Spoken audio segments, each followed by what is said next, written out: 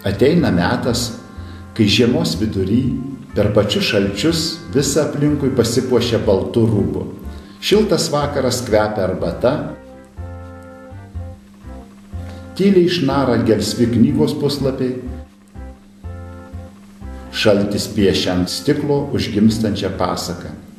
Ir tuomet pabunda mumyse miegojęs vaikas, mažylis, kuriam reikia šilumos, kuris tiki stebuklais, laukia dovanos, netikėtos gyvenimo smulkmenos, kuri pradžiugintų.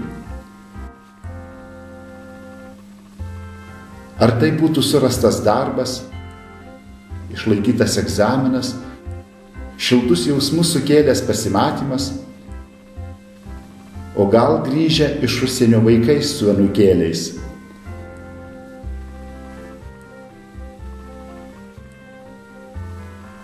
Ir tuomet tylūs vilties varpeliai pavirsta į skambantį jausmų ir emocijų orkestrą, šaltų snaigių skonį burnoje pakeičia aštrūs ir kvapnūs imbieriniai sausainiai, širdis dainuoja ir jaučiamės pakylėti, lyg perskaitytų knygų didvyriai ir nuostabiosios herojės.